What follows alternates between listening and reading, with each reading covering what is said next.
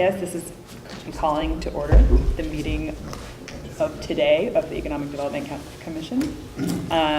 We have 5 minutes for citizen comments. Any comments?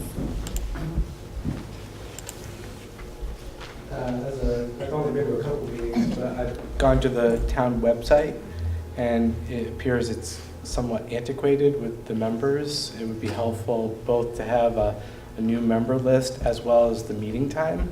That's somewhat hard to find as well. Excellent point. I will just comment that you can find the schedule on the town meeting schedule. So the master meeting schedule for the town has all of the boards on it. So I looked there too. On the calendar. Double check it in the paper, it didn't have it either. So, Oh, we never send it to the paper. I don't know. All the boards? meetings for the town were listed in the standard this week, so I would double check that because you guys aren't. I didn't know that we were listed, so I guess we'll find that out. But it is on the town website, and you can also find the agenda and the minutes as well on the town website.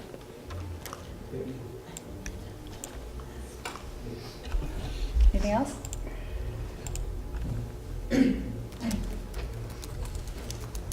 That was less than 5 minutes. You're running a tight ship. I am running a tight ship.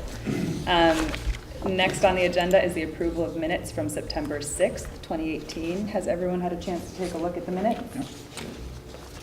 Yes, no? Yes, I saw something I thought was. Malik, you wanna? I wasn't here in that meeting either, so. I saw something I thought might need to be Okay. probably a typo. It says,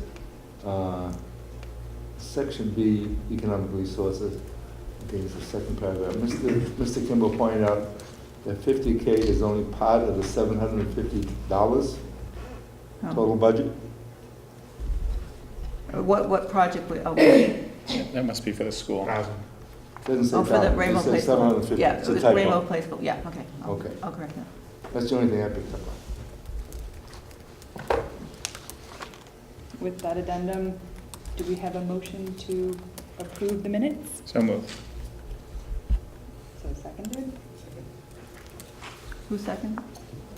Michael. And then we vote. All in favor? Aye. Aye. Aye. The ayes have it, as Charlie says. Next on the agenda, we have grant presentations, which is very exciting. So I think we'll go one by one. We are budgeting 5 minutes for each presentation, so please keep that in mind as you speak. We've all seen what you handed in. Does everyone have a copy of something or something that they can look at so we can keep up? Yeah? Cool. So I think number 1 is EC Fiber. Okay. I'm Dave Brown, and I'm in charge of marketing at EC Fiber. And I'm going to assume that those of you who are at this table know what EC Fiber is, so I'll skip all several years of that history. About a little over 2 years ago, EC Fiber floated a municipal bond and received $40 million in funding. And that was given that in 4 $10 million tranches. When we decided how to spend the first $10 million, we started a campaign to choose 6 of the 24 member towns that would go first. And then we decided to do that based on demand. And the way we measured demand was to do a postcard mailing. We did a 4 mailing campaign, so every resident in town got 4 postcards spaced weeks apart. And we measured the number of subscribers or potential subscribers who responded to that in a positive way. We chose 6. You can say, well, what happened to Woodstock? Woodstock placed next to last, just behind Chelsea, all right? All right, so we licked our wounds and went on, and those 6 towns were connected to the EC Fiber network. Then the next 6 towns were to be chosen, And we said, how are we going to choose those? We did the same thing, another postcard mailing. And this time, Woodstock ended up dead last. Chelsea beat them out, right? So apparently they did pretty well. So now I'm planning the next campaign for the third tranche. And the question is, what are we going to do? Well, I'm not advocating for another postcard mailing. I'm pretty much sure what that's going to result in. So I've asked a lot of people, what do you think we should do? I like getting feedback from local people in particular. And I heard, well, you should advertise on the listserv. Okay, done that. You should advertise on Facebook. Yep, doing that. You should have community meetings to publicize what EC5 is doing in Woodstock. Yeah, we did that recently. We advertised the heck out of it. We had 3 people show up, right? So the remaining suggestion was you should advertise in the Vermont Standard. Okay, what would we advertise in the Vermont Standard, I asked. And they said, well, rather than telling us that you're coming to Woodstock someday, because everybody knows that, right? At least the people who know what EC Fiber is know that. What you should communicate is the immediate plan. So, okay, that's a good point. So the idea was to create an advertising campaign that lasted as long as the construction period. And by the way, when you construct a network like this, you don't do it in a week's time. You do it over almost a whole year.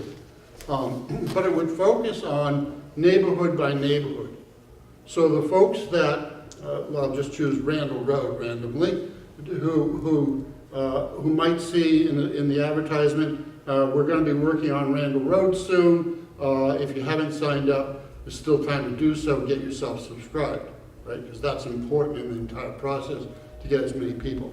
Then the next week it's someplace else and someplace else and all that. So that is the suggestion that I made in my grant application. Here's why. Because the Standard doesn't sell advertising for free, even for people as worthy as EC Fiber. So as much as I would just like to write a check myself, I decided that it would be good to ask around town, hey, if you think this is a great idea, then does anybody have any money? And the answer that I got was, yeah, we think it's a good money. It's a good thing to do. We think you should advertise on a regular basis, and you should do it in the Standard. It costs about $5,000 to $6,000. Okay, great. Who has the money? And that's why I'm here tonight.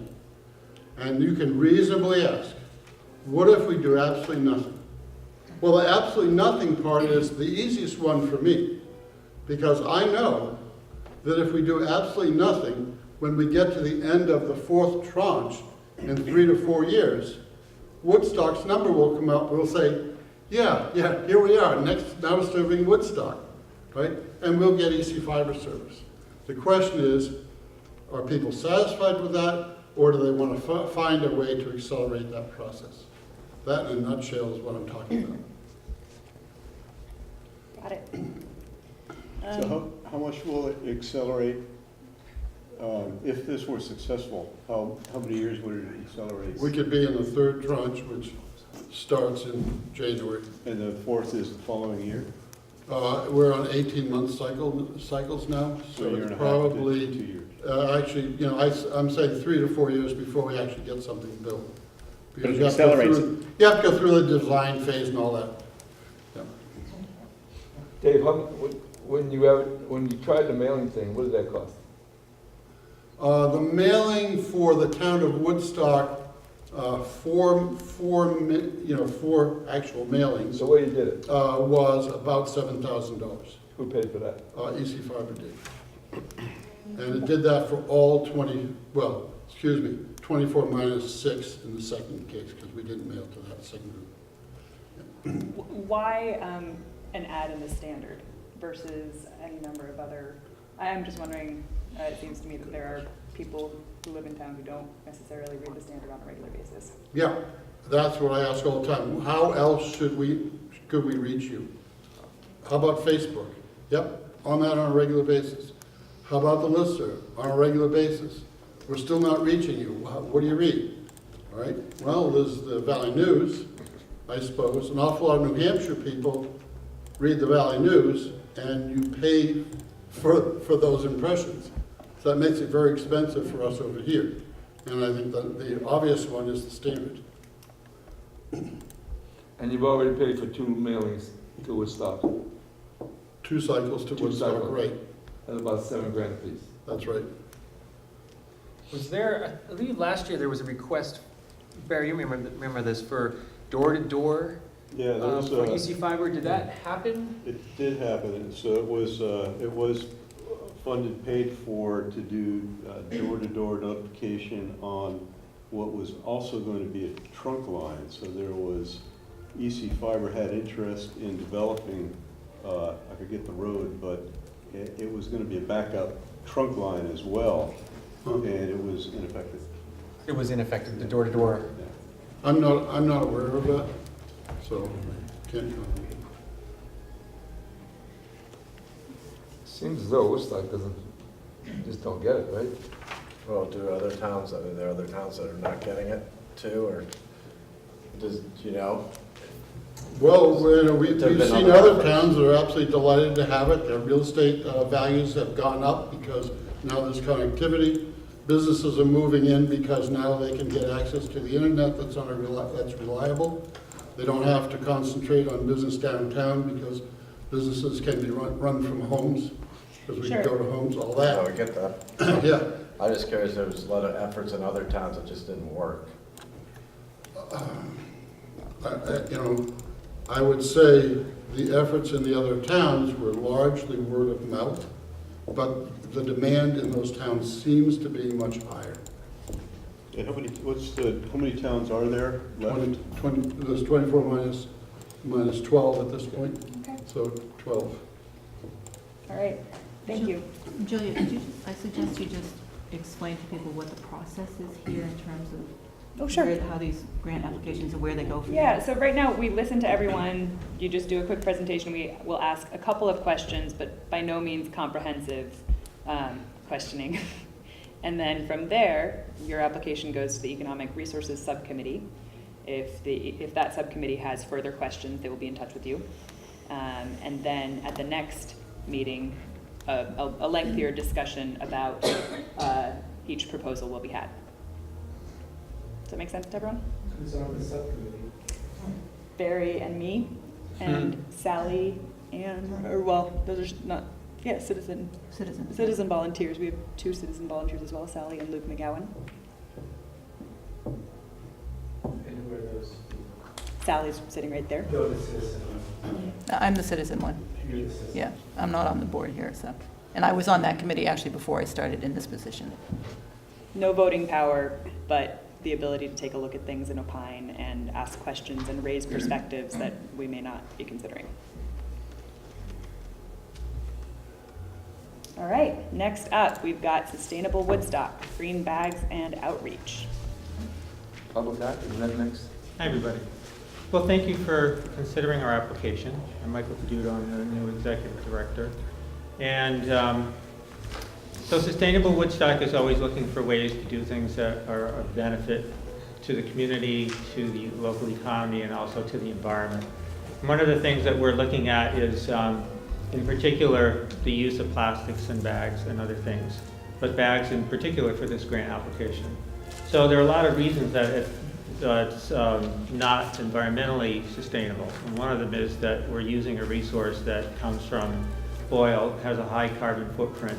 They're used and then often thrown away after 1 or 2 uses. So they sometimes end up in trees or on the side of the road, but they also contribute quite a bit to the mass of our, that goes into our landfills. So that's something we're always trying to avoid. It costs 2 to 5 cents a bag for merchants to purchase those bags and give them out. So we feel that for those reasons, also the fact that the carbon footprint of using bags would be reduced by having bags that could be used over and over again, and would be made out of materials that would also reduce the carbon footprint by using recycled materials and materials that might not have any other use and could be thrown out. So we're looking at those different reasons for these bags. So there's the economic benefit of the 2 to 5 cents a bag for merchants. There's the environmental impact, and then we think for the community in terms of reducing litter and doing something that's basically just good for the community. Those are all good reasons for this project. So we looked at some different options. One is make bags that are just made out of recycled plastic. And what that does is plastic is a huge impact, not just locally, but also regionally and nationally and globally. So it takes plastics out of the environment or prevents something going in by using them for the fabric that the bags are made out of. So it reduces that stream. And another aspect that we've looked at is bags that are made out of, I found these since I actually submitted the grant application. Cotton bags, as it turns out, really have a pretty high carbon footprint, like 300 times more than a recycled plastic bag, reusable bag. But there are also bags that are made out of the remnants from when they create textiles, cotton, the little pieces that just get trimmed off that would normally get thrown out. So we also found a fabric that's made out of a combination of that material and recycled plastic, so that's another option.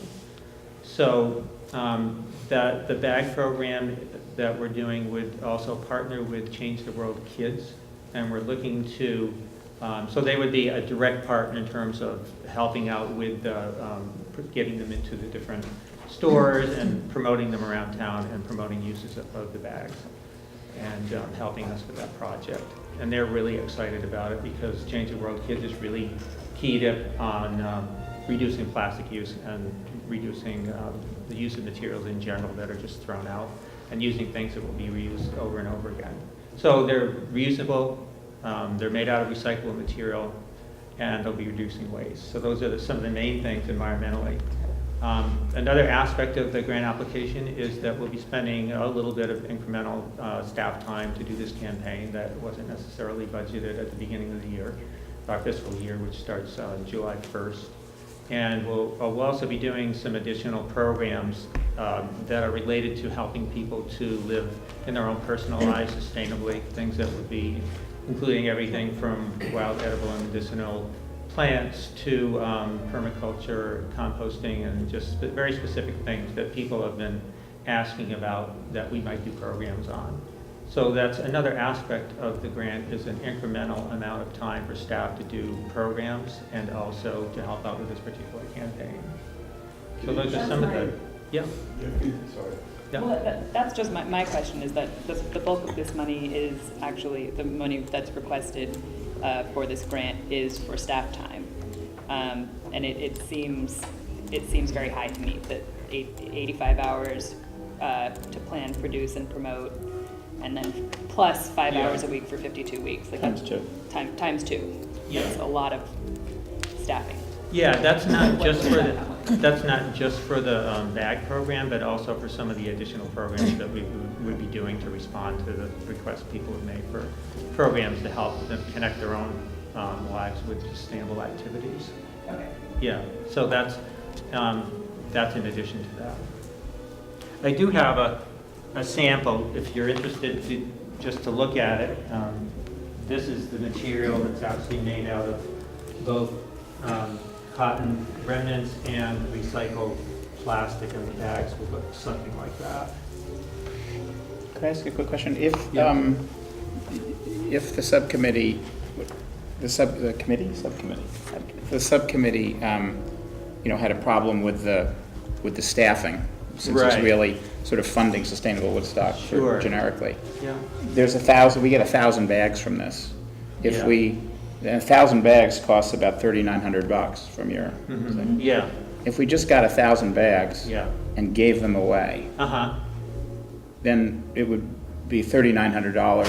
Would you be willing to just submit that as a separate proposal, maybe Sustainable Woodstock pays 2,000, and you ask for 2,000, and there's no staff time, you just give it Yeah. away. You have And a there's no place where rev- everybody comes to, they take one. Well, you just give 500 to Max and Yeah. 100 to the butcher, and it takes a Uh-huh. day. Yeah. And there's no revenue, and there's no accounting, and then we've got the 1,000 bags and all the benefits Yeah. from the bag program, and, Yeah. And all the benefits to the local Yeah. businesses Yeah. primarily. right, yeah, I mean, save them thousands of dollars in costs. Yeah, And it costs each of us, if we split it, a very small amount.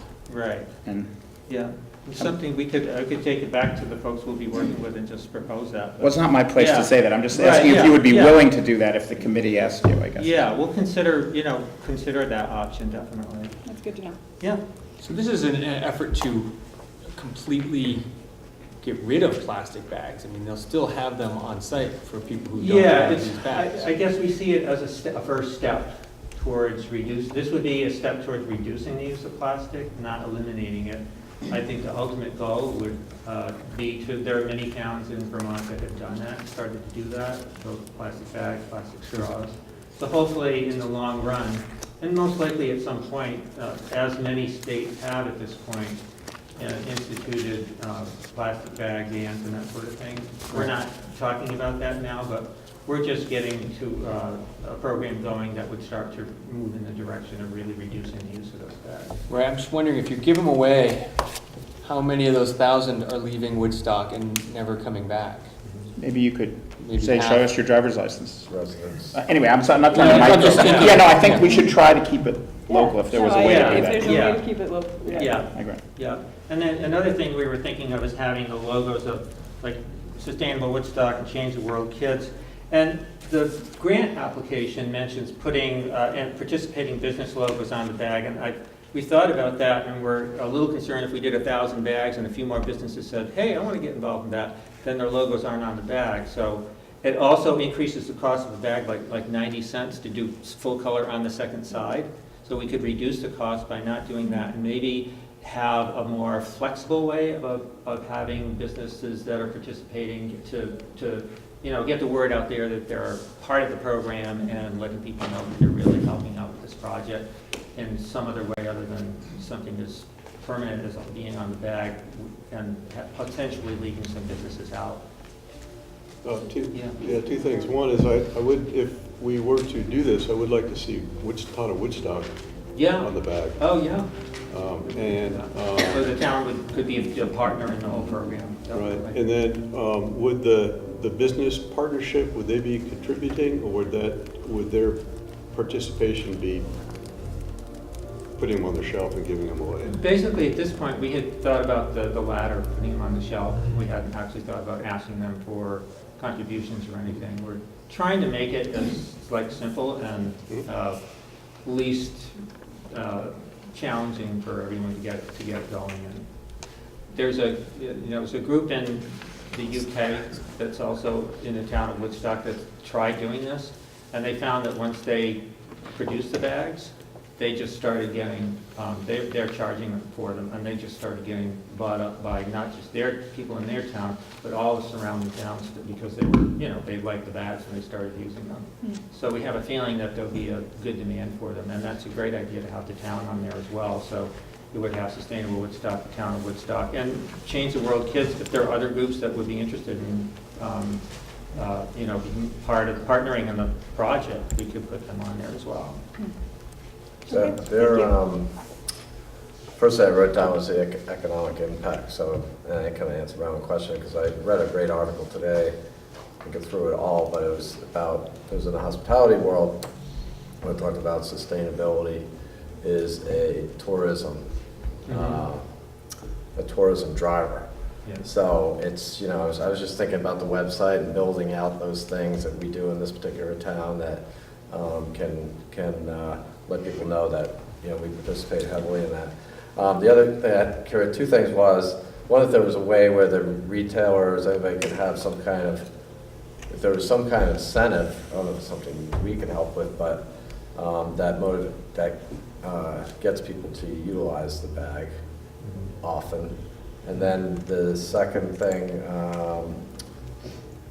was, I forgot my second thing. That happens a lot, quick.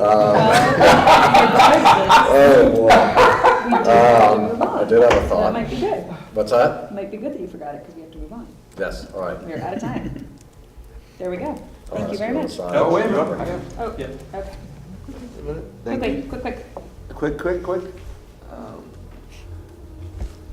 These grants that we get asked to consider, for the most part, always really deserve a lot of merit attention, particularly when you use change the world kids and everything. But sometimes I just come back to the basic question of economic development, and that's what our Right. job here is to do. Yeah. And the only question that really addresses that on the application is, how would a project contribute to Woodstock economic vitality? I'm not sure if I'm. Well, I'm with you on that, because I was stretching myself a little bit. with That that. was So- the one you forgot? No, the one I forgot was whether the state would match a grant. But anyway, getting back to my question Yeah. is, again, I kind of struggle with that and wonder if that really is Yeah. a driver. I think it's more, in this case, more cost savings for businesses over time. If you look at the cost for I providing. think always, plastic most of bags these and places everything. have their own bags that you can buy there, like Woodstock Farmers Market or the Co-op, Right, and so, but there are quite a few that don't also, max, Max, pharmacy, et cetera. yeah. Sure. Yeah.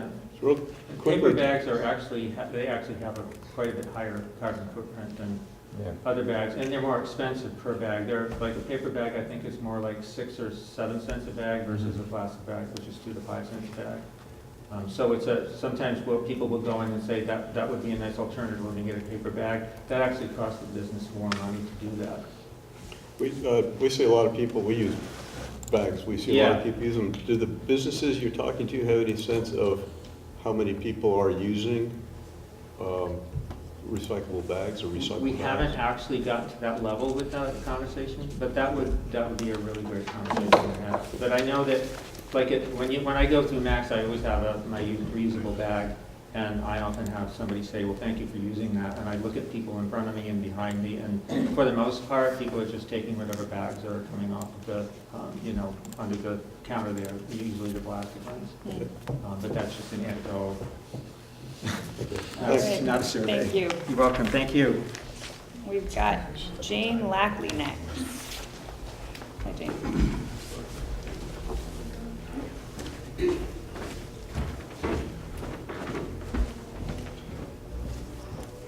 I'm sorry, if we stand here, we have one person who's back to us, I'm sorry.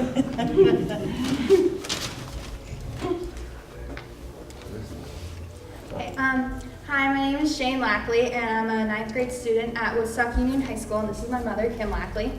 And today we're representing the Woodstock Wasps merchandise business, which is student and volunteer parent run. And today we're asking for a $5,000 grant for more inventory. And today we're going to talk about an overview of our business, what we'd spend the $5,000 on. And then my mom's going to talk about how the goals of our business align with those of the EDC. So this business was founded in November of 2017 at a meeting for parents and the Woodstock varsity girls basketball team, where the coach encouraged players to take responsibility for their team and think of a fundraiser that the team could do. And Cammie Rediker, a senior who has since graduated, came up with this idea because she had a pair of sweatpants with the Woodstock logo on it, and all of her friends loved them, but unfortunately not all of her friends could have them because they weren't all athletes. So she wanted to create this business so that all the students at Woodstock Union High School and members of the community could have Woodstock merchandise. And my mom was at the meeting, and she offered to help Cammie start the business. So to date, we've gotten a $3,800 loan from my mother, and then we use that to purchase inventory. And over 10 girls varsity basketball home games, we set up our merch table, as we call it, and we sold 67 items of clothing, which generated $1,800 in sales. We paid back $1,100 of that to my mother, and we profited around $700. And so some of the items that we sell we're wearing, like the black long sleeve shirt. We also sell t-shirts and quarter zip jackets and sweatshirts, and my personal favorite, the sweatpants. So here's just some pictures of what we sell, if you'd like to pass that around. And ideally we'd spend the $5,000 on purchasing more inventory, because we've had a lot of people come to our booth and ask for items that we don't necessarily sell right now. So we hope to purchase some crew neck sweatshirts, like the little scoop neck sweatshirts, some hats, whether that be baseball caps or winter hats with pom-poms. We also thought windbreakers would be a popular addition, because a lot of the kids at my school wear jackets that are made of that lighter material. We also thought water bottles or bumper stickers would be popular sellers. So ideally we'd spend the grant on purchasing more inventory. And now my mother's going to talk about how the goals of our business align with those of the EDC. Hi, I'm Kim Lackley, and I'm the co-chair of the Girls Basketball Booster Club, which is grades 7 through 12. And so I'm kind of the advisor for this business, but the coach and I are really trying to make it a student-run business. And I see that there's several things here going on besides the fact that we're selling merchandise and we're putting some money into the Booster Club. So I just wanted to share my thoughts with you on that. So, and how our business's goals are aligned with the EDC's. So my first point is that I think our school is invisible. And if you want new people to move here and visit, a lot of visitors turn into people who move here. They need to know about our school, and there needs to be some school spirit. The first homecoming dance, I love our school, I lived here 20 years, and there are 2 children in the school system. I'm just saying, in my opinion, it's invisible to a lot of people coming through. And one of the reasons that we can promote our school and both get school spirit going is to have people wearing the merchandise. It's a big conversation starter when we go downtown. And I went into Max, and the guy at the cashier said, "Where'd you get that? I want to go." And I said, "Come to the girls' basketball game." He's like, "I love it. Do you have 2XLs?" And in fact, I do. And so we've had a lot of conversations around the merchandise. And so getting school spirit going, getting the school to be visible, and attracting new residents is one thing. As we said in the application, everyone walking around is kind of an advertisement and an ambassador for Woodstock. We have a lot of people visit us here, as does everyone who lives in Woodstock. And I go downtown and simply try to buy a Woodstock anything. And there's the only place with anything I scoured every store was 37 Central and Max. And so we want to grow this business, and we want to help other businesses grow downtown that would like to have Woodstock merchandise. So that's a partnership opportunity. The other thing that I've heard and seen, we run our own business, my husband and I, is that people want young people to move here. Well, part of that is having a voice in the community. Part of that is having affordable housing. Part of a lot going on with that.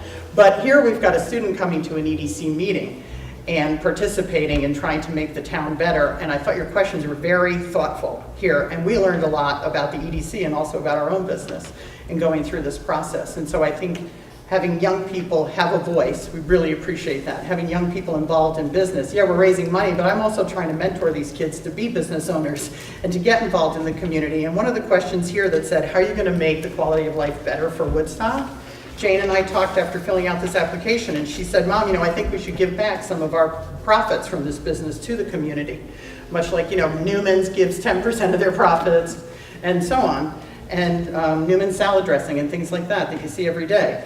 And so we were having a conversation about having a percentage of the profits go to a Zach's Place or a food shelf, because the varsity girls basketball team pays lip service, as do many of the student organizations, to participating in community outreach, but there isn't really a catalyst for that.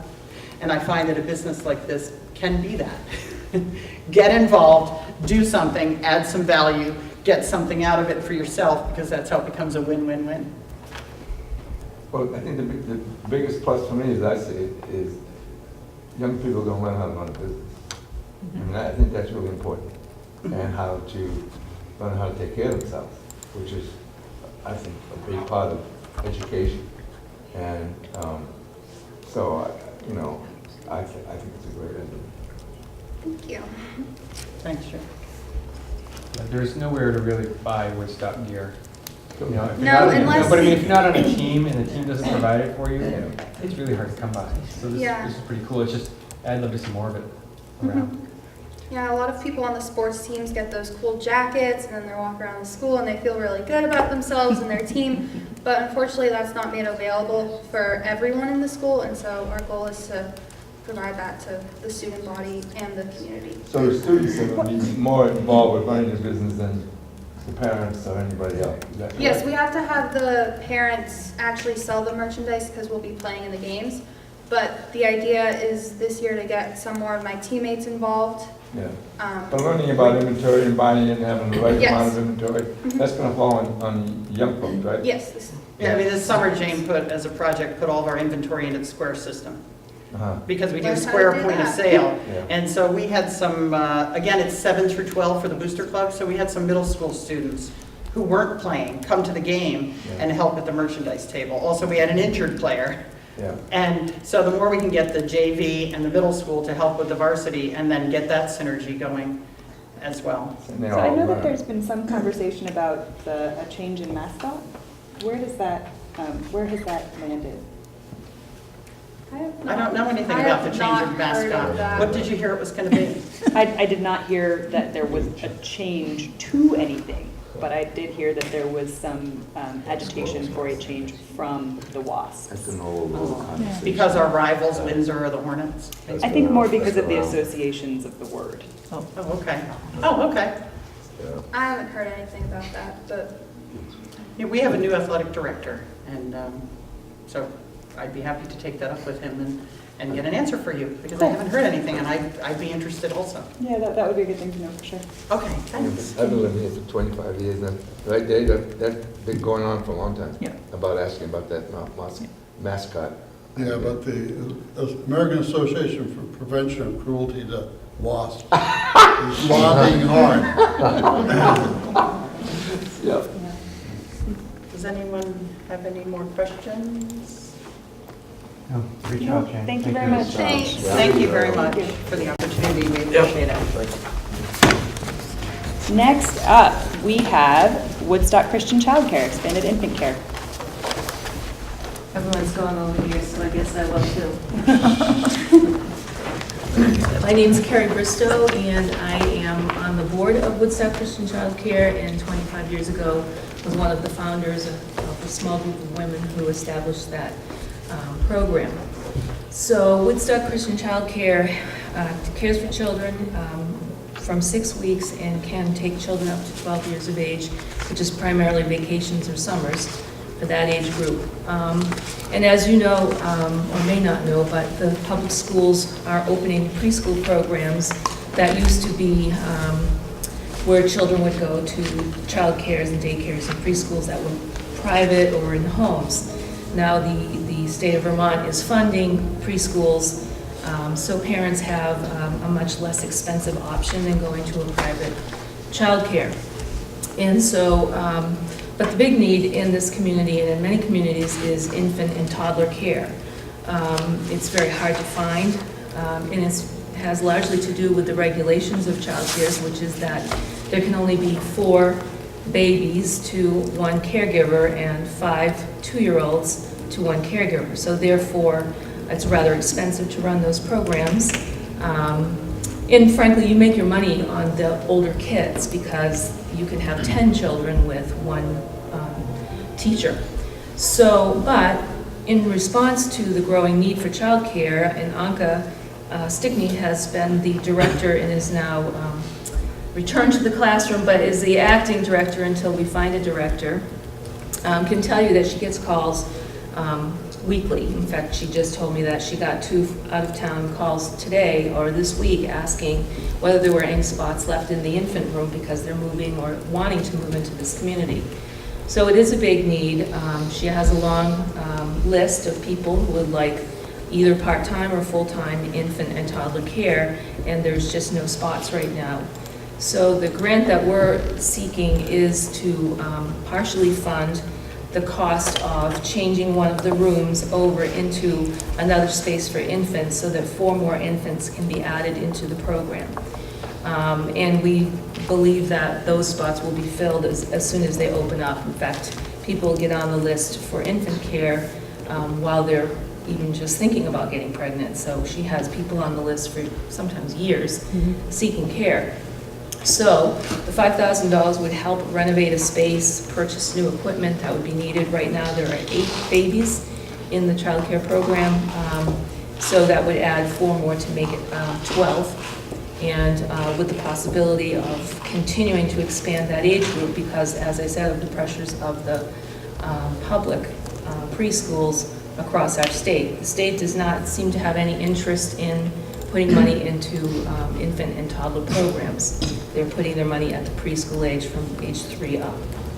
So, When would those 4 spots be available, do you think? I don't think it would, well, we're thinking that in order to renovate the space, it would probably be open next fall, most likely. Possibly a soft opening earlier, but by the fall, so that it would start up with the school year programs, which is how many people arrange their childcare. They think about it in terms of not a January 1, but a school year, because often they make other arrangements in the summertime with their children. What's the total cost of the project? $8,000. So the other 3 is just from other It would private come sources? from within. Now, wait, this says $9,075. What was Total that? cost of the project. What was it? Oh, I'm sorry.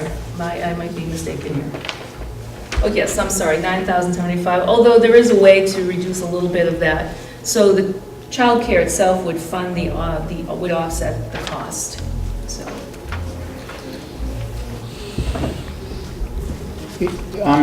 Is there is there examples of families who are holding up their decision to move to Woodstock because they can't find care? The letters that you had written in were very supportive of the organization, but both of them inadvertently made the case for no additional capacity because they both said that they were able to be well served, and they felt lucky to be. Yeah. I think I'd have to defer that question to Malcolm. Well, it's kind of shown in our wait list. We have more than 3 pages all the time of infant care searchers. And so are those people from, do they already live here? Some of them do. Just yesterday, we had someone calling from Michigan, and he said that he had a job offer in Killington at the ski center, but was appalled at discovering that there was no childcare available, and he was considering changing his mind to accept the position. And the idea was that he might That's live here. the perception that I received. I mean, I don't know. If they don't come to us, I don't know Right, what yeah. they actually Yeah, do. of course, yeah, I understand. But I'm just trying to get a sense. right. We, to my knowledge, we have not been instrumental in turning people away. But again, I don't hear about them, if they don't come to us. But we do frequently say we don't have space. Mhm.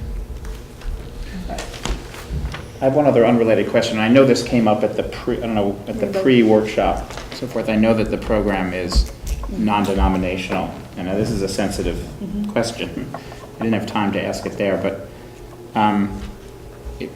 assuming that there isn't any legal issue with us supporting a church-oriented facility, and I'm guessing that there isn't because this is clearly not a religious program, it's a community program. Yeah. Well, it is called Woodstock Christian Child Care because Bible stories are read to the children and they sing songs that are traditional children's songs associated with the Christian faith, but it is an open door program, and I would say by and large, many of the families don't necessarily go to a church, or they go to a synagogue, or they go to another place of worship. So it's no secret. Right. Would you be willing to change the name? I don't think we can do that because we're underneath the umbrella of the First Congregational Church. So I don't think that we can change the name. Mm-hmm. I wouldn't be asking about changing the program, just asking Right. to changing the name. Yeah, it wouldn't be. I don't think that would be up for discussion. Okay.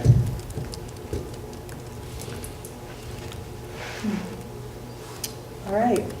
Any other questions? Thank you. Thank you. Thank you. Next up, we're going to talk about, so Wayne Thompson's proposal for a public art piece. Did everyone have a chance to take a look at that? He is not here. He cannot present that, but I wanted to have a very brief discussion about that in the event that he does want to move forward with that. I wanted to have a really quick discussion amongst ourselves. Because I'm trying to be efficient. I'm trying to be efficient. Efficiency. Yeah, it's paying the close. Okay. First question is, do we have any questions that we would like to ask him? Do we have any thoughts or feelings about, not feelings, thoughts, urgencies, immediate concerns about putting up a mural on supporting a proposal to put a mural on the wall of where Pi once was? My first thought is anybody would support revitalization of the village, they'd have to support this, in my opinion, just an opinion, because it Well, no, the dovetails. reason that I want to gauge the temperature first is because the next question is, to whom should we direct a question of, a process of putting in place a process for overseeing the aesthetic, the actual what goes there? Oh, Well, I think there's another, I have Because another obviously, question. someone has to oversee what actually gets put up. So this wasn't, So the this question picture is- isn't, this is just an example of what it could be, not a proposal for what it would be. I will just say that Wayne had submitted this, he did not get all the permits that he needed and permission, there was some insurance issues, so he withdrew the application. And I suggested that we still have the conversation, because if everything falls in place, he may still want to move forward with it. So it would be. And he would want to do it before January, when the next round of granting is. So, So it's not in an effort necessarily- to get this done in the summertime? in an effort to get it done before serious snow.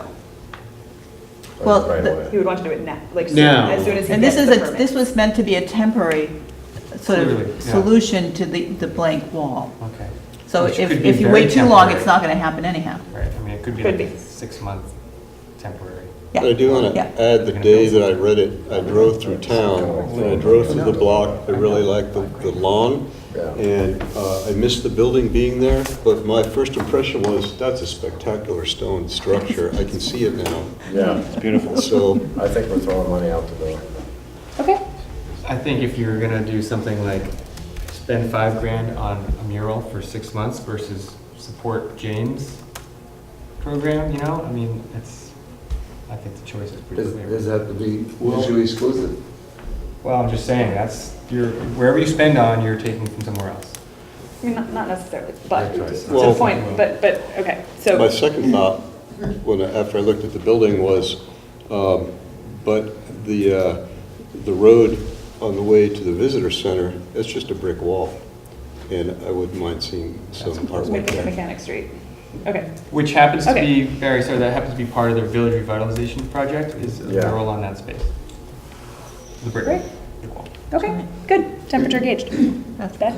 That was my comment. Mechanic. I think I noticed today how spectacular the building looked coming in with the grass coming up, but the brick wall is just a big brick wall. Could be really brightened up. Do we want to extend that conversation, because I have a lot to say about that one, based on my own personal experience with it.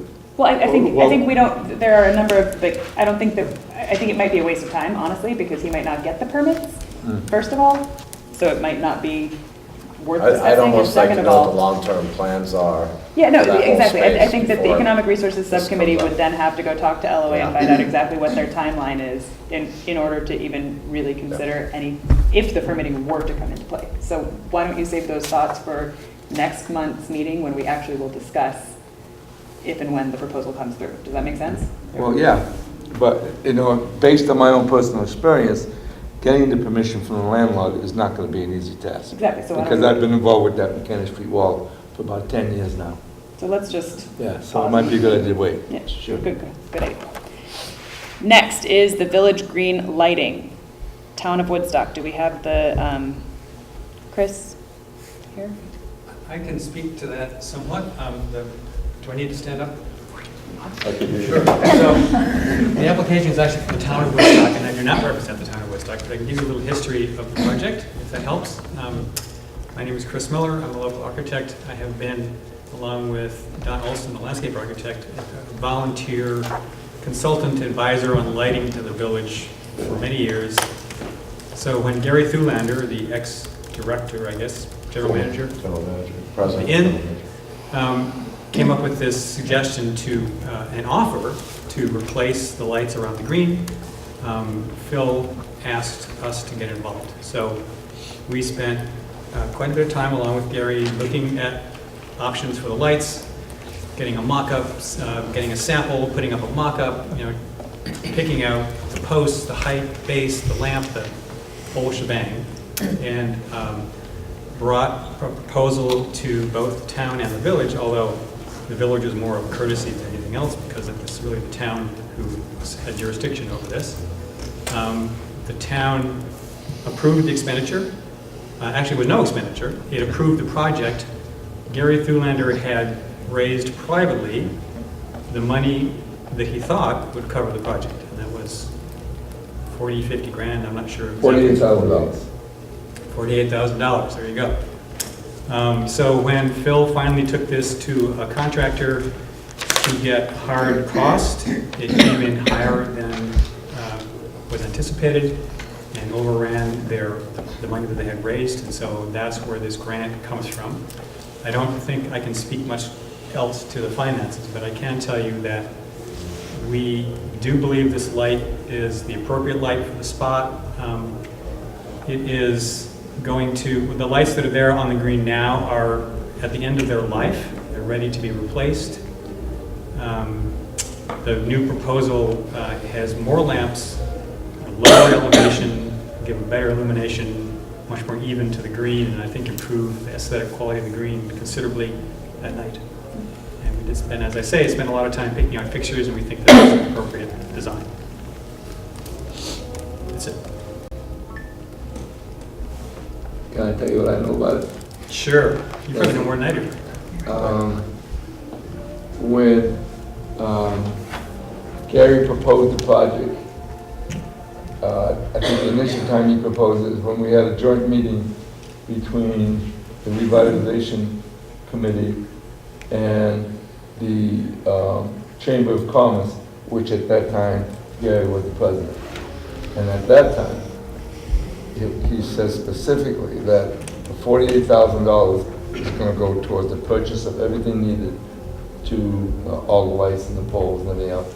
He said, I think we had this conversation, he said that the inn would donate the labor to install. And all he asked, and I think he asked of Phil, and Phil agreed, was the village put in these small cement mountings for the poles to go in the ground. And everything was agreed upon at the first meeting that we had. Then it was going to be presented to the select board, and Gary asked me to go to the select board and explain it. You were at that meeting, Michael Burns was at the meeting, and it was made abundantly clear to the select board, and I think the only reason a couple of the members voted for it, because there was some reservations about it, was that it wasn't going to cost the town anything because of $48,000 for the purchase of the equipment, and the inn was going to donate the installation. As a matter of fact, I remember Michael Brands getting up and saying, you guys are always worried about not having enough money. This thing is going to be free. What's the problem? And I think on that basis, the select board approved that grant. Am I correct, Mary? It was a big part of it, and the fact that the money was going to only be available to us for a limited amount. That's correct. And that was part of it too. So then Phil said, well, no, now I happen to be at another select board meeting on a different matter, and Phil said, well, we need another $18,000 because that's what's going to cost to install. I'm going, well, wait a minute, that wasn't what was agreed upon. That's what I know about. That's more than I know. As I say, I'm not speaking to the finances. I wasn't part of those discussions. I'm just here to tell you that the lights are good lights. I do know that it was, from what I understand, it was the filling time of a master electrician, which the inn currently does not have, so they outsource it. They outsource it's going to become more expensive, but also I think there are other materials that are probably have to be purchased. I think those are included in the 17,000. I also think the 17,000 isn't all of it, because there's a few more expenses that the inn is covering, that Phil had brought up to. I don't know what those are, but I know there's some monies that are being donated by the inn toward those additional costs. Yeah, because you and I had this conversation, and you said, well, we can't do it right now, we can't afford it, we don't need this guy doing it. I said, well, wait till the spring. You can do it then if you want, you have to do it. Yeah, I mean, you can continue raising money too. I mean, but Yeah. there's a lot of ways you can do it.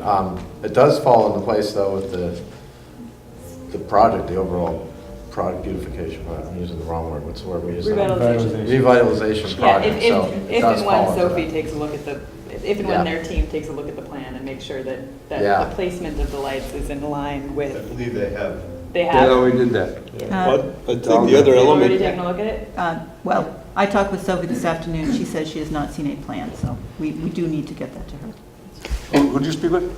Sophie, with DuBois and King. the other element is that from a design standpoint, the lights may fit in, but presumably the revitalization plan will return with a number of improvements, all of which will cost money, and those will have to be prioritized. So at some point, we need to determine wherever the money's coming from for the revitalization efforts and what's the priority. Yeah, I appreciate your concern, Barry, but that specific issue was covered at the first meeting that we had, the coordinated meeting between the EDC subcommittee and the chamber. And Dubois and King representatives were there, and Sophie was one of them. And they stated, looking over what the chamber proposed and what they thought they were going to have to do in their conceptual plan, that there wouldn't be any problem and would dovetail in perfectly with what they had in mind for the rest of the village. So that issue was always discussed and agreed upon. No, I agree that I think it does dovetail in, but from an expenditure standpoint, we have no idea where it fits or when it fits. Well, again, at the expenditure standpoint, Gary at that meeting said, don't worry about it. It's, we raised enough money to take care of it. Right. Well, my point was in context of a request for $18,000. Yeah. But the lights have been purchased, correct? And they're just sitting somewhere. That's right. They're Waiting. over at Kelly Way. Okay, waiting to be some kind of, so they did fit in with the Yeah. plan. And Boys and they King were. was at the meeting. Yeah, Great. Good to Right? know. Yeah. yeah. And they both agreed to it. Is that pretty much accurate, Ray? Well, you Very were Correct. Yep. Okay. Yeah, we should probably grab Do we move on? some of the meeting minutes from that particular meeting. Oh, what? it is? See the meeting Charlie's minutes from note that particular from meeting and see last exactly what was Tuesday. agreed upon. Got Did it. you read that note? I must have missed that one. Did I take Yes. So, should we have So- more conversation on this? This is supposed to be voted upon tonight. So I This have, is- Yes. well, yes, because Why? Charlie had asked that this get submitted because it was requested by the select board, I believe, or Phil asked Charlie to present it tonight as, to move it along so that they could get the funds to keep the project going. And I can read Charlie's note from Tuesday, which basically says that, he had hoped that the revitalization committee could review it before this meeting, but they haven't met, so that did not happen. And the Economic Resources Committee as well, but this all happened 2 days ago, so obviously we haven't met. He says here, the various bodies have already approved the lighting that has been proposed already, so at least financial question, should we devote $18,000 from the funds to the civic beautification project? He says, I support it and think we should do it. He says, I hope that you can move this along. said that? at the Charlie or meeting." Phil? Charlie. Charlie that says this, so I'm just saying that Without, yeah, got it. this is Charlie's opinion that this is something that should be moved forward. It is, halfway, most of the way there. So. Yeah, fair. So did I hear that the inn has committed to doing the install but does not have the cash right now to do that? No, I was not involved with the discussion, so I don't know exactly Yeah. what happened back then. All I know is that there was some dollars even over and above this 17 or 18 that Phil had talked to John about in the last few days that we were going to cover. So I'm not sure what that amount is. John? I just like to make a comment on principle, that this feels like, and I want to say in advance that I don't think it should affect this specific decision, but this might come up again. I mean, it seems like there's some time pressure and there are lights sitting at Kellygar.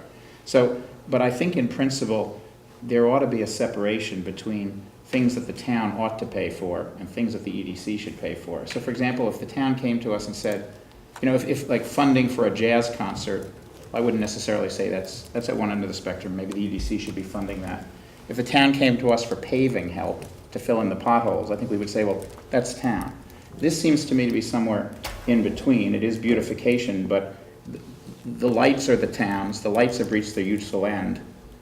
You know, it seems like the kind of thing, frankly, that could really be considered something that the town should be paying for. For this specific situation, I don't know that it's the time to have the principal debate. So if the group supported this, I would support it, but I would just call notice to the fact that we probably should have a point of view about this for the future, so that we can direct requests towards us or away from us. My instinct would be that I don't want this to slip and slide and the EDC end up paying for extra snow plowing because we had a heavy winter. And you know, and that's not, that will lead us, we'll get through the year, but we won't have economic development. I agree, and I also have a bunch of questions, given that this is, if this is going to be voted on. I want to know when the actual installation will happen, what the application as such doesn't have a whole lot of information as far as. Well, I literally just put Charlie's notes on this. This is not an application that filled it. So this was me putting notes on one of our things to just get it into the pile. Okay, so that you have the bare minimum information that was given to me.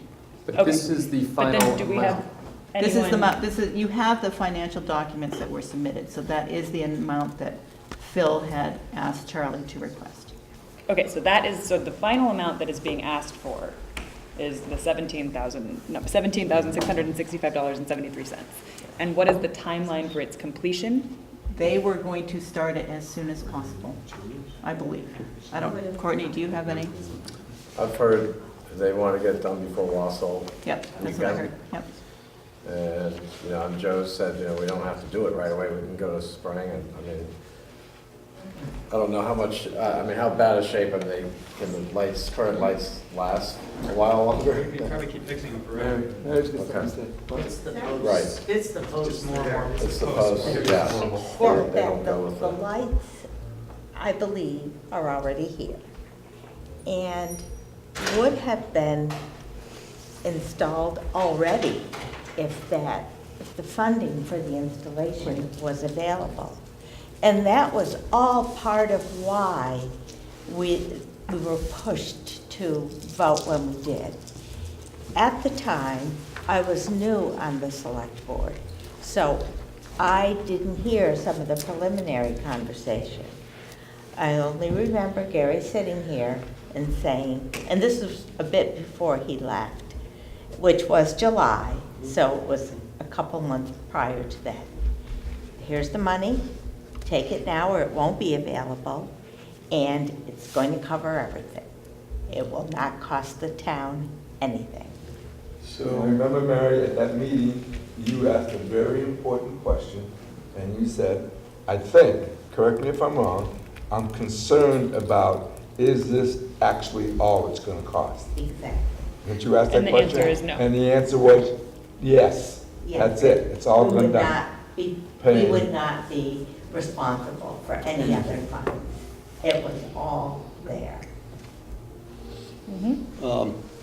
You might guess I might propose this, but if that was the understanding, that the select board voted to approve it, and you seem to have some recollection of that also being the case, Yes. that the inn was going to do the installation.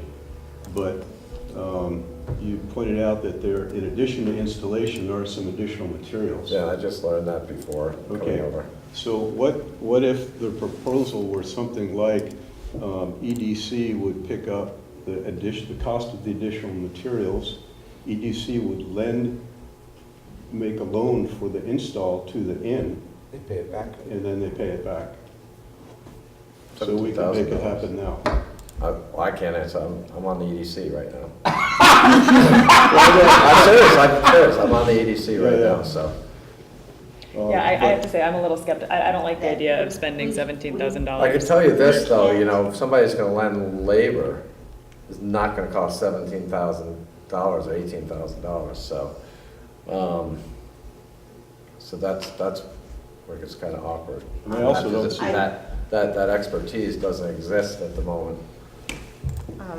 I had a recent conversation with Phil, and he said that we will not be coming back to the EDC for any other money.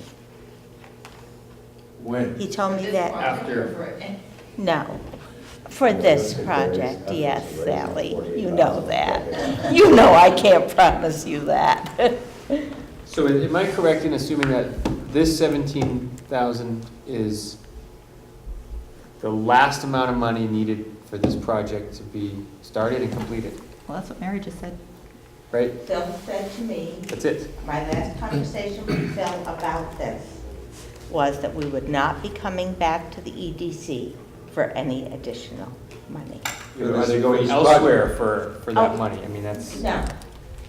okay. What And Courtney said. For this project or for For this other? project. For this project. For this lighting project around the green. Because when the select board approved it, the lights were ordered almost immediately, and I believe they've been sitting there for several weeks. Since August. August, several weeks. And let Mary, unless I And I miss my was just reading the guess, minutes for the we can approve it if we want to. June meeting. Unless I miss my guess, we can approve this tonight if we want to, but it still has to go to the select board. We do have to, yeah, because the select board has to. Approve the $17,000. And the select board meets on the 16th. Yeah. Well, should we take a, I mean,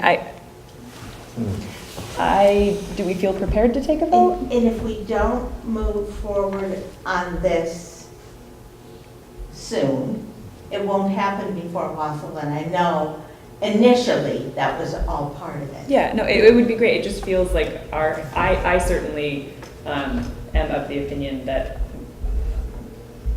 my hands are tied here on some level. I want And you I feel want rushed, them and to I be, understand I want that. the lights to be installed before Wausau. Obviously, if they're sitting there, this should happen. But it doesn't appear that there really is much of a choice or much respect for due process as far as asking the questions that need to be asked about timeline. There is no Adherence disrespect to- intended, no disrespect for due process intended. This was guaranteed to us back, I would say it was as late as our June meeting, and it may have even been. It was the June meeting. Was I it just the was June- looking you at the just looked minutes. at it. Okay, Yeah. so it was in the June meeting that the lights would come, they'd be installed, we'd be. It seems to be setting a dangerous precedent, is my point. I understand that too. I agree with what John understand that says as well. about not, the EDC should not be a slush fund for town projects that are promised to be paid for by a private investor, but the private person comes up short, and so just go to the EDC. Well, we don't know that the private person's come up short. Right. That I'm not comfortable making a decision without having that element resolved one way or another. And it's not fair to put Courtney in that role. I think that's your And the point. private money didn't come up short. They donated $48,000, and that was gonna cover it. They didn't come up short. The private sector didn't come up short. They came up with the money that was needed Sure, to but- do the but- purchasing. I thought that. Yeah, Gary spearheaded that. And then Gary said, and we'll take care of the installation. And then you lost your electrician, right? He was Yeah. gonna donate the electrician, You're which right. would have Right, made that's what he- the difference. Well, maybe So we we could, can That's what hire he's- another that's what electrician. he's I don't have a problem with told that. the resort. They can hire another electrician at some point. And how many Wausau's have we had without those lights in the past? We can wait one more year, as far as I'm concerned. That's just my opinion. well, couldn't we have a process, I know we have these monthly meetings, but couldn't we have a process where we just hear, I think what you're suggesting is, couldn't we just hear from the inn? It is absolutely not Yeah, fair to put this you in is that not- position, but, so you're not the inn. And I would even be more, Well, could I we mean, just hear if from we the end? if the vote were to offer matching fund, like, to cover the $17,000 with a matched donation from the inn. Right. Thereby cutting it at In half, 50%, right. that's fine, like, that I would be much more Comfortable. with, but the concept of an amount of money being promised, or a service, regardless of the amount of money. If a service has been promised, something's been purchased, oops, we didn't actually do our numbers correctly, or oops, something happened, or whatever, something happened, whatever happened. Now EDC paid us $20,000. That's not a way to do this. That's right, I agree. I'm disappointed. Yeah, I just haven't seen. I'm disappointed, I am. Yeah. I was all worked out because in the beginning, it sounded like such a sweet deal, you know? Gary wanted us to get this done. I remember him telling me, I want this done by June, the first time we spoke about it. They hope to have it in place by Yeah. foliage. Yeah. If we voted on this, and if, I wish I had Can I ask a question? yeah. I just have a question, Mary. Do you know if Phil received bids for the electrical work? Okay, so this bid, the 24,000 bid, was the best price that he had? I know that's the bid. Yeah, that's the one, and it may be the only one. I personally, and with all due respect, I don't see how we can vote on this tonight. We don't have. It doesn't feel like we have the What do you all, need? just What information do you need tonight? allow us to step away from this meeting today and talk about what other options there are.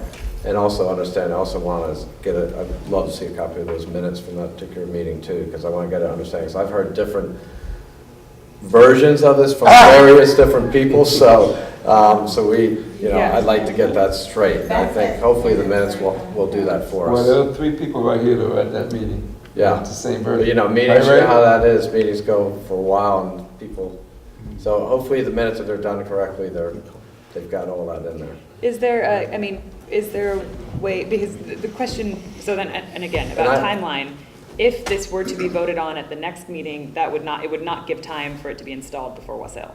I don't know that. No. But I believe that it should. Okay. That if it's approved tonight, would start very soon, and it would be taken care of. But we have a week.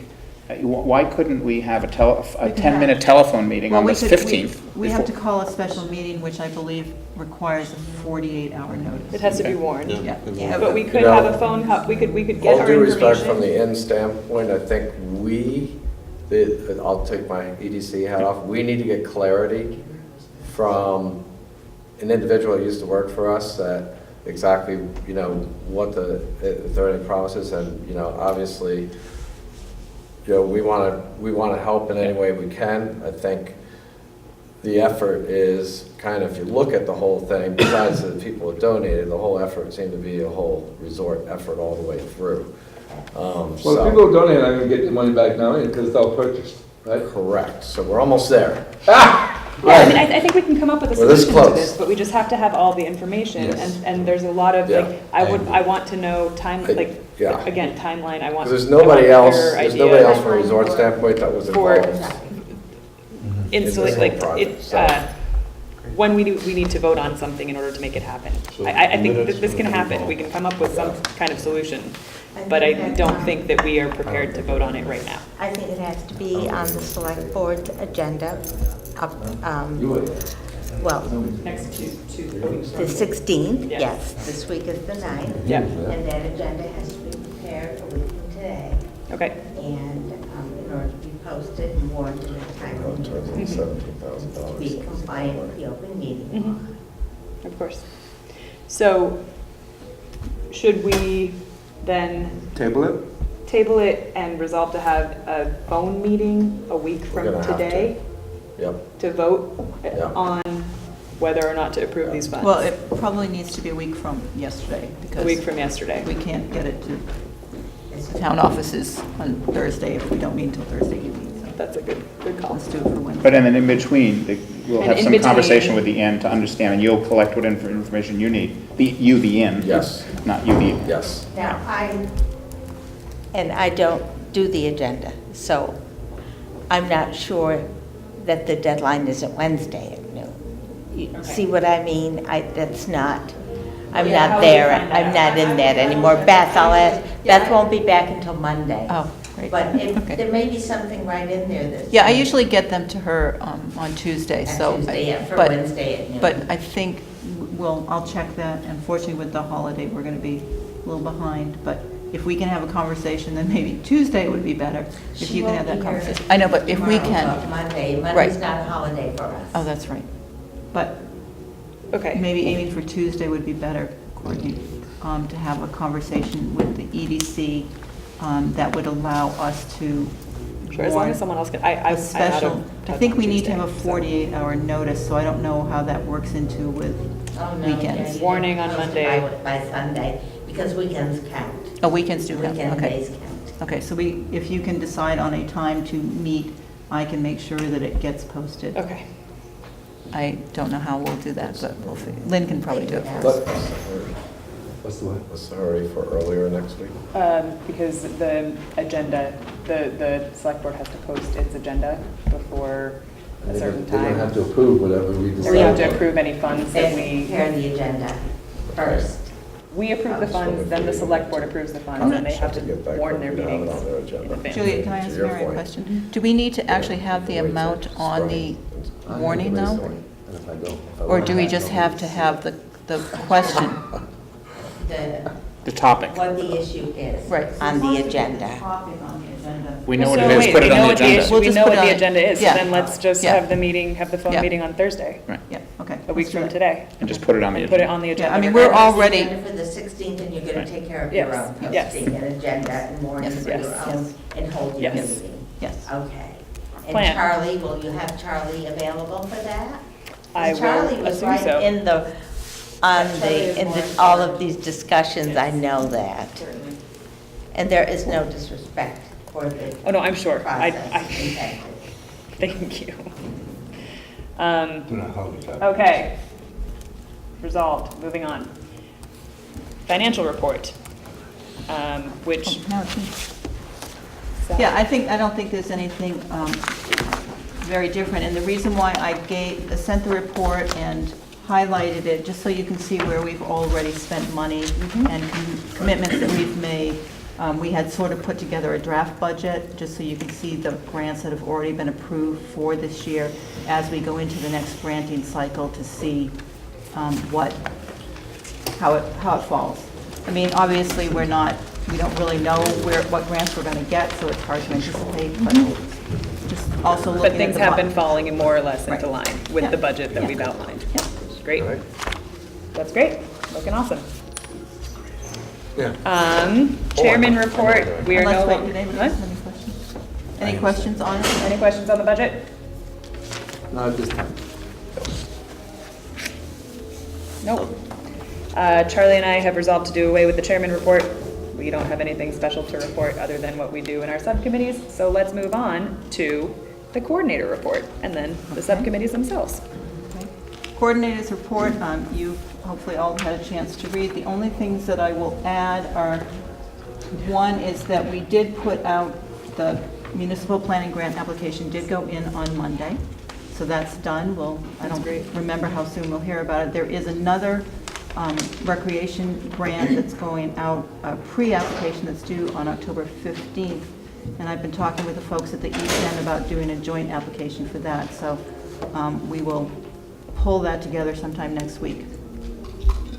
The only other item I think that's not on there is I did have a conversation with Liza Degnan after our last meeting because we're curious about what's going on with the Pi building, and she said basically her comment was, everybody's asking, we don't know anything at this point, and they're probably not going to do anything until the insurance settlement comes in. So that's the latest I have, and I'm sure that other people may have heard other things, but that's it. So. Did the owner respond to our invitation to come to the meeting? And No, this was the property manager, and that was Liza. oh, okay. And no, she said there's nothing to say right now. So we didn't extend an offer to either through her or directly to, remember at the last meeting at the end, we said, let's reach out to the owner to see if they would have any interest in getting input as to what would be. Yeah. Ain't gonna happen. Yeah. Ain't gonna happen, John. Liza is, It won't happen, you're she's the first step, and she was saying no. Yeah. There's no interest right now. Liza's the one to talk to. Yeah. Got it.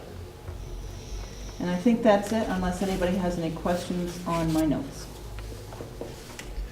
Can you give us a very, a two-sentence summary of what the housing survey results show? That's a good Congrats. one. I That's an don't excellent question. I don't have that yet, and we just closed the survey, so they're putting together the whole, hopefully they'll have it to us in the next couple of weeks. So I can't even give you an inkling, they couldn't even tell me how many residents as opposed to second homeowners at this point. They were still kind of crunching those numbers, so. Congratulations on getting such a Yeah. rich response, it's fantastic. Yeah, That's great. that was good. It's very exciting. Next, general EDC updates, promotion website. All right, a lot going on there.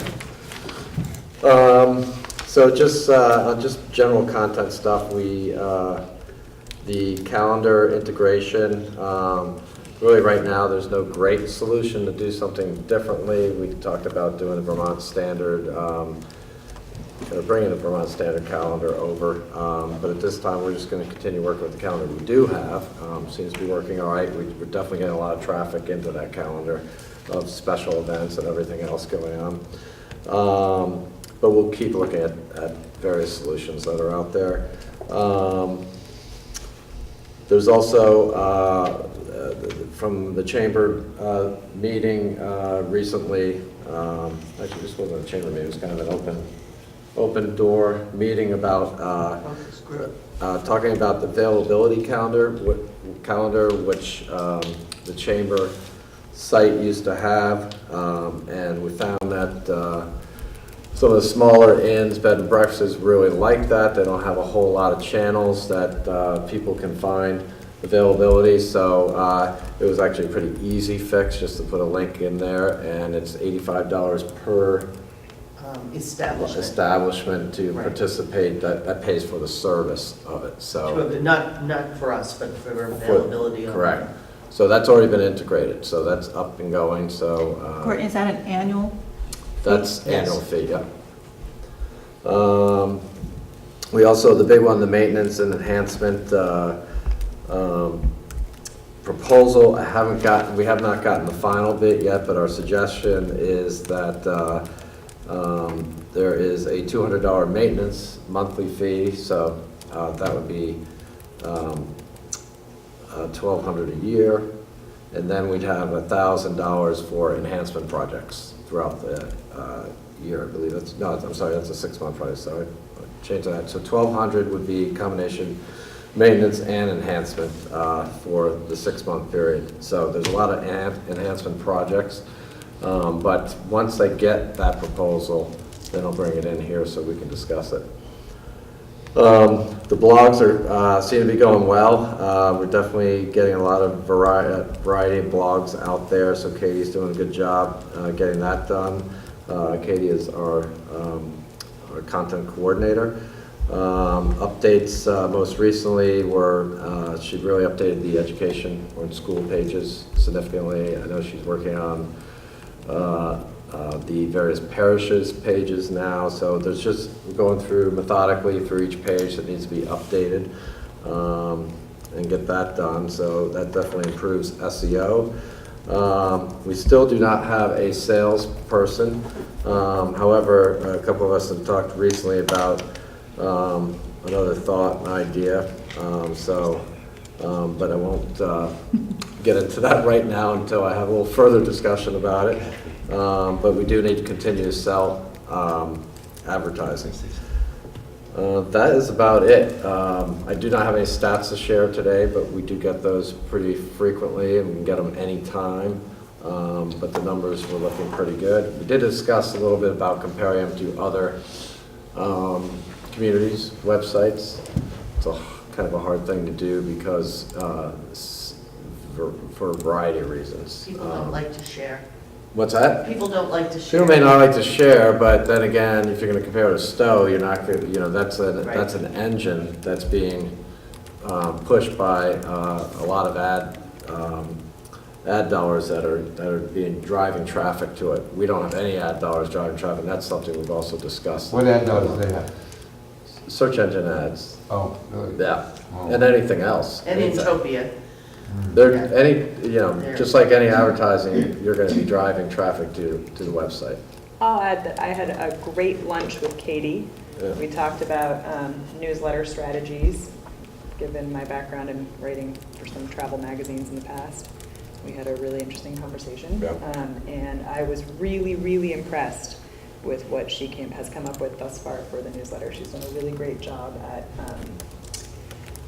she walks a really good line between marketing content and editorial type content. She's been doing a really great job. So is she gonna have a position with this? She already does. Sure, She does. She's our content coordinator. We pay her We're to paying make for her. content. Yeah. Oh, that's nice. And Yeah. she's, You and she's voted doing on a her. great job. She's doing a really, really great job. And she's really Seems been, very nice. Yeah. Yeah, she's been- very careful and she. she's very she does what- proactive. proactive, She yeah. is careful. And she also, part of the drive to kind of get young families here, she is a young family. She is a young family, and she has a good point of view from that, but she also kind of looks at the whole diversity of the site as well.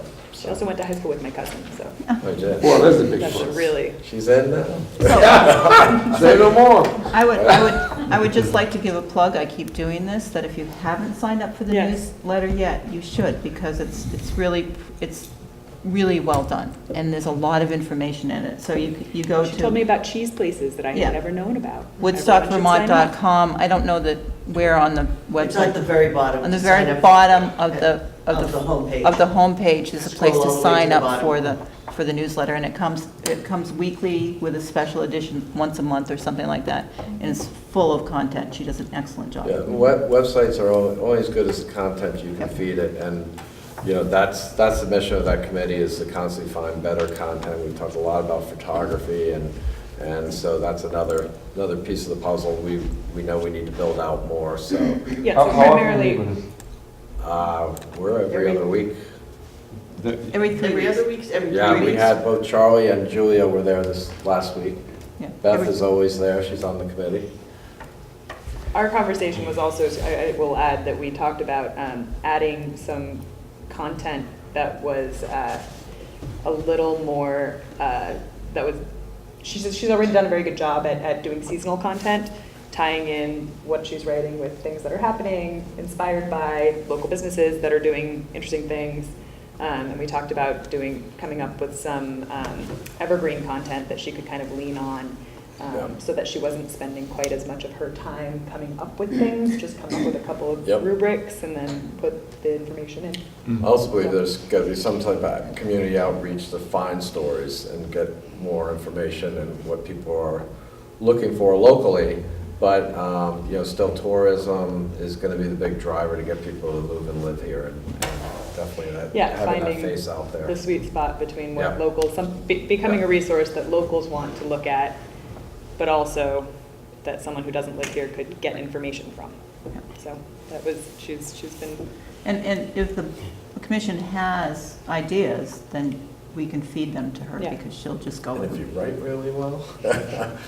Don't open that for me. Don't open that door. We already got you for some. You're scribed in there for sure. I do not give my work away. So how about if I use that as a segue to the economic resources? Yeah, sounds good. So the select board did approve the up to $20,000 for the storefront incentive program, which seems to be something that really should be promoted on the website, because look what Woodstock is doing. That's Right. And some of the thinking and discussion was that just the whether it even gets used or it gets people in the storefronts, just the public relation aspect of that is valuable, and we should. Does Katie have that copy at all yet? No, wait, that's because that copy has not been generated yet. Can I ask a question about that? Mm-hmm. I didn't realize it until I was at the last select board meeting, but anybody who's interested in that money doesn't really have to come here for a grant. Is that correct? That's correct. I'm wondering why not. Point one, I remember Julia made the argument, well, people are intimidated by writing grants. If they're gonna go after some money, they gotta kind of get over that hurdle, I would think, in my opinion. And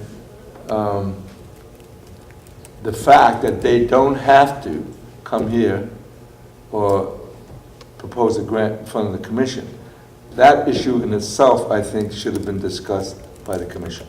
Well, I think it was. I don't remember it. Yeah, so I think if you go back to our minutes, so what we tried to do, and to make this, at least our discussions and thinking, was to make it an effective program.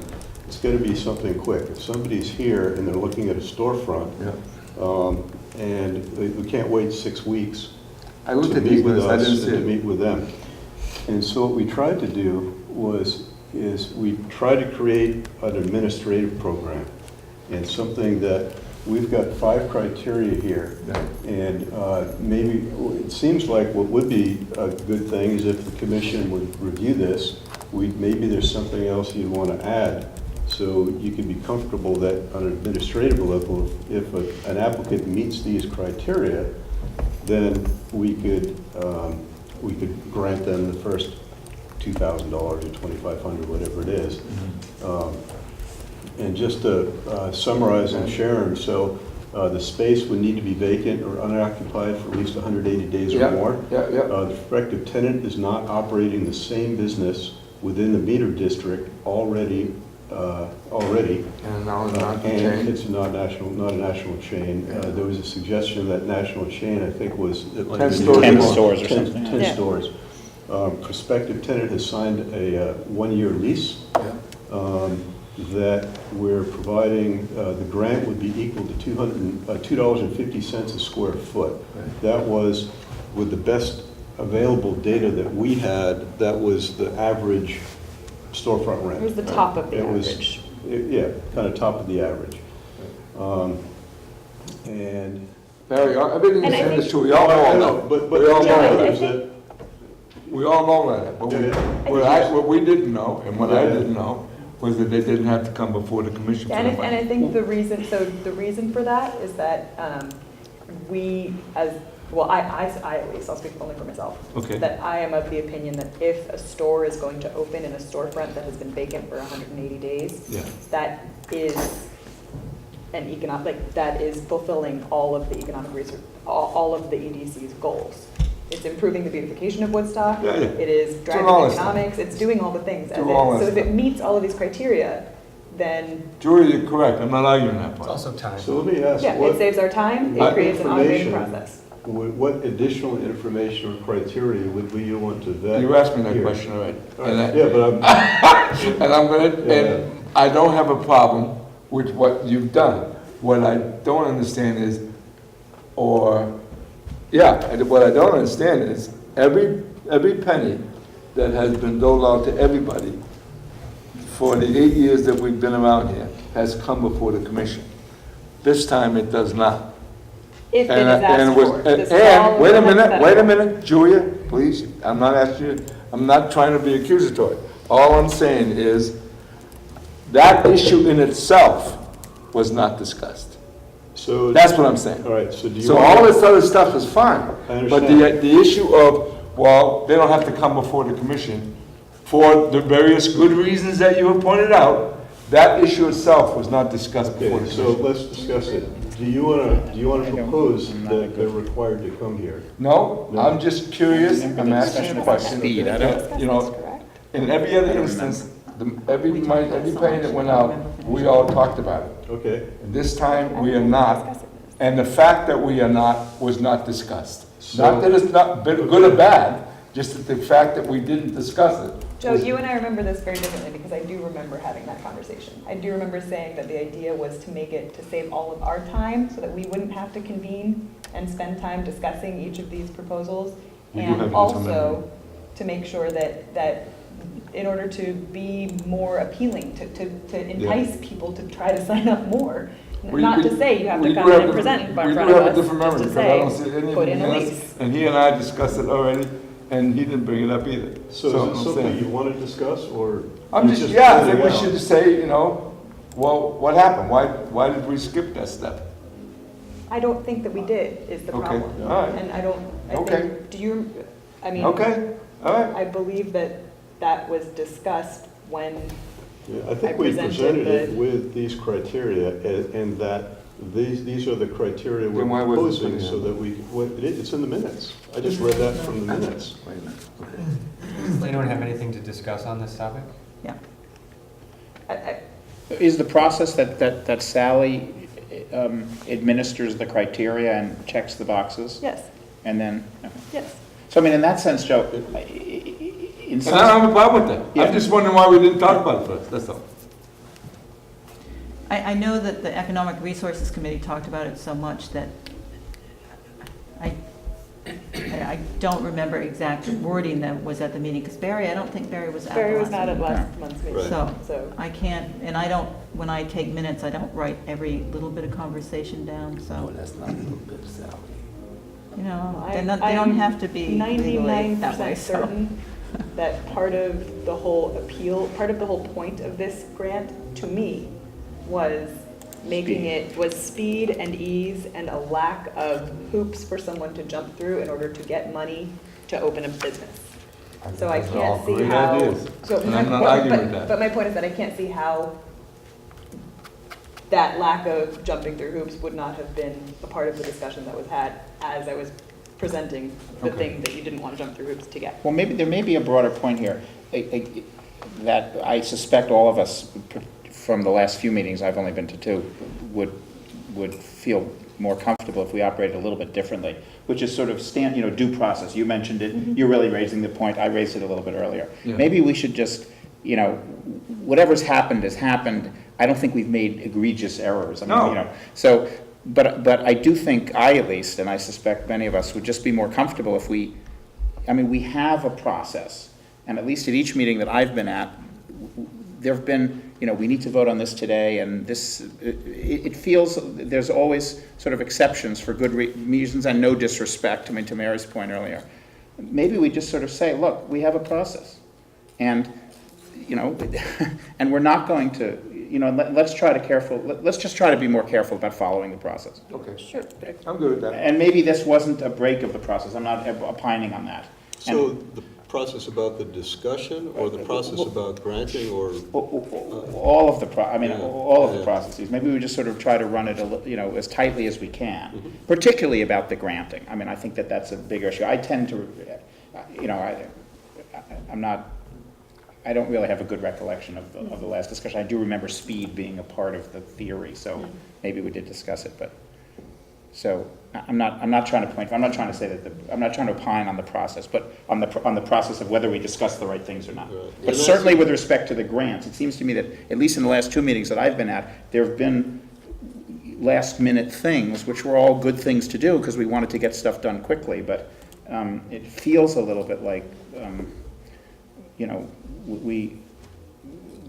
I'd hate to be... I understand exactly what you're saying, John, and the reason I bring it up, because I really feel that if we stray too far or too often away from what we established as due process, it can get dangerous. It can get a little bit out of control. It can get a little bit, well, we did I it this could not time, agree more. let's do it this time. Julia brought that up earlier. Yeah, I Yes. could not possibly agree more. Right, right. I would suggest, though, that We have a different So memory that's of the why, same that's event. why I'm saying we should talk about it, that's all. I would say we do We different did. things with the money, and I think what we tried to do was create an appropriate process for this incentive program. Yeah. And I don't think that this incentive program necessarily needs to have an identical process to the general community grant program. Well, and I think, and I think I- if we can all recall the conversation at the last meeting, I was very clear about asking for input and for additional bumpers to be put on the storefront incentive if the commission saw fit to apply those bumpers. So if you didn't speak up then. If we're going with due Well, process. listen, you're right. If I didn't speak up then, I'm gonna keep my mouth shut now. But you know what? There wasn't a point. Move on, There correct? wasn't a reason to open my mouth. I didn't think. You say, oh, it was talked about. Well, okay, fine. I don't remember it being talked about. The select board also has the opportunity to put bumpers on it. Absolutely. Look, Yeah, I mean, Yeah. Sure. it strikes me as a violation of due process to be going back on something that has been voted on and discussed. So let's, In your opinion? in my opinion. Okay. So the other thing that the Economic Resources Committee did was we met with the Visioning Committee about their request for funds. And again, due process, theme of the night. We did not see fit to violate due process and approve their funding request outside of the normal time period. Good. We asked for more information. They are in the process of getting us more information, and we will present more fully on our take on that grant application when we get that information. One thing that discussion reminded us of is that we did commit to more EDC community outreach, both directions, so we can educate, meet with the community members to educate about what EDC is doing, EDC process, and solicit interest and priorities from the community. So we should think about what that looks like and when that happens, and it probably should be relatively soon. And then one last thing is that I'd been working to make the storefronts look nicer. Had received permission from property owner to use the windows for art. Had talked to the high school, their AP art program. They got excited about putting in a high school art project, but things get in the way.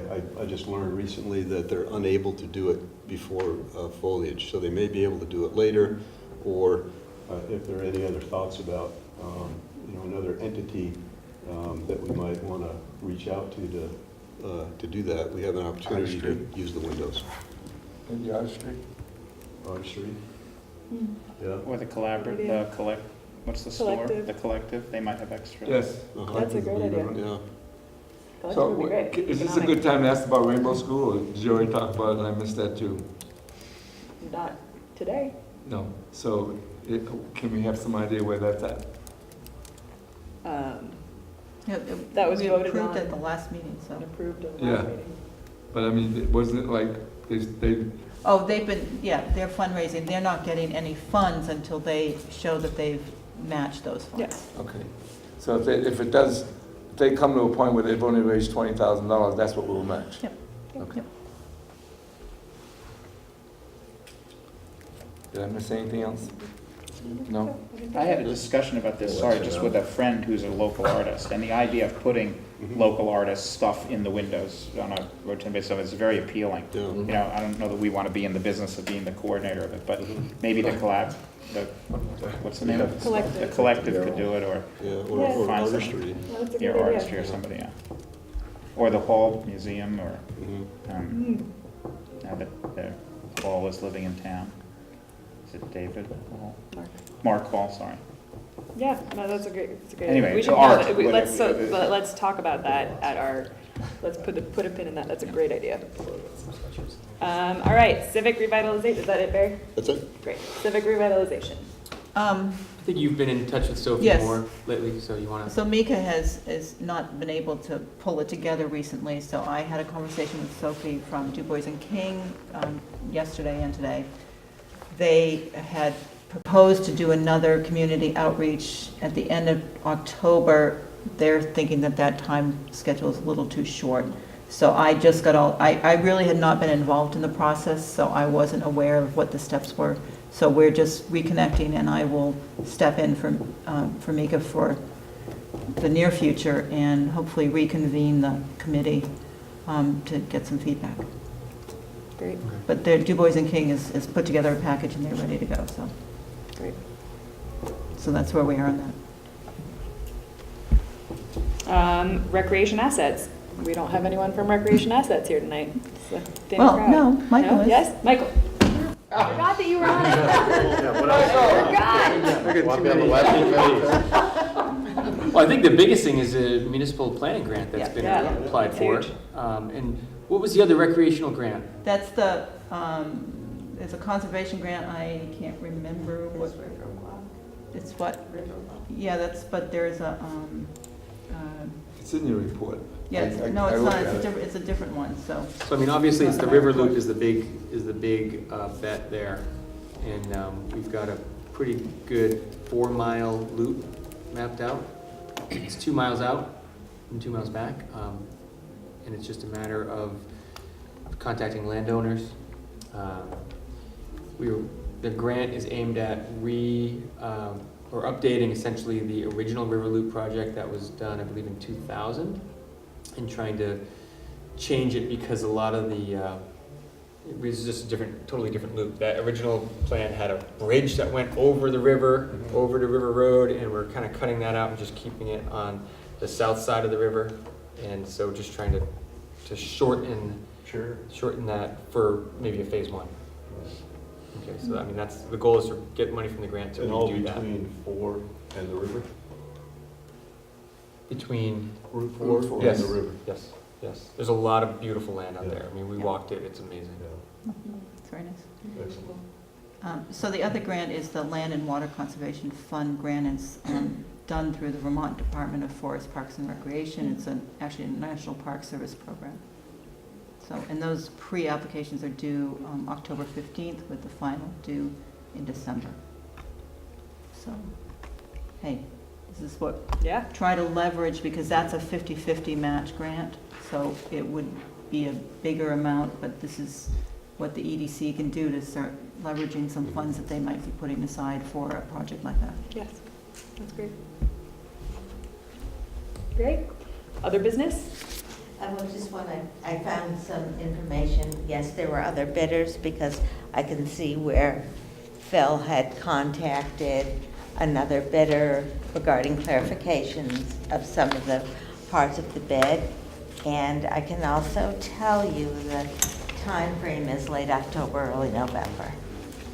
As soon as that's approved, with approval, they can get started. Late October, early November. Because nothing will happen until it's approved. Got it. Anything else? New business? Next, moving on, adjourned? Move.